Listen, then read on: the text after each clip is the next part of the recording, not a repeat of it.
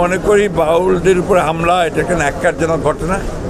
আমরা এর তীব্র নিন্দা জানাই। এটা ডেফিনেটলি বাংলাদেশের যে আবহমানের যে সংস্কৃতি, গ্রামীণ বাংলা সংস্কৃতি, আমাদের এই বাউল যারা, তারা বাংলাদেশের অরিতে মাঠে ঘাটে প্রান্তরে এই বাউল গান গেয়ে বেড়ায়, তাদের উপরে হামলাটা এটা একটা উগ্র ধর্মান্ধদের হামলা বলে আমি মনে করি, এবং এটা সঠিক নয়। এই ধরনের হিংসা প্রতিহিংসার আপনার পথ বেছে নেওয়া কারোর জন্যই শোভনীয় নয়। আমরা অবশ্যই এটার আপনার সুষ্ঠু তদন্ত দাবি করি এবং নিরসন দাবি করি।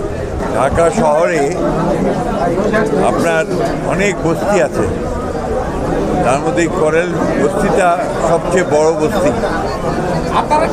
এখানে কয়েক হাজার মানুষ বসবাস করে এবং সব দরিদ্র নিঃস্ব মানুষ।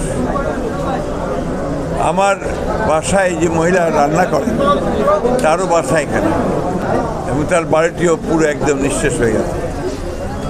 এটা আপনার এই দরিদ্র মানুষগুলোর জন্য একটা চরম আঘাত। আমি সরকারের কাছে দাবি করব, সরকার যেন এদের ক্ষতিপূরণের ব্যবস্থা করেন এবং সুষ্ঠু তদন্তের মধ্য দিয়ে অগ্নিকাণ্ডের জন্য প্রকৃত ঘটনাকে বের করে যদি প্রকৃতপক্ষে কোনো ব্যক্তি দায়ী হয়ে থাকে তাহলে তাকে আইনের আওতায় নিয়ে আসার জন্য আমি দাবি করি।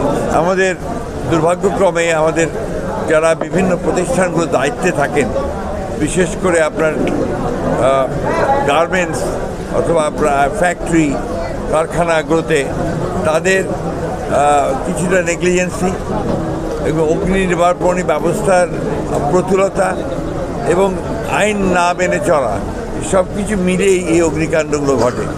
সেই ক্ষেত্রে আমার মনে হয় যে সত্যিকার অর্থেই যদি আইনের প্রয়োগ হয় এবং যথাযথ অগ্নি নির্বাপন ব্যবস্থা থাকে, তাহলে এগুলোকে অ্যাভয়েড করা অনেক সহজ।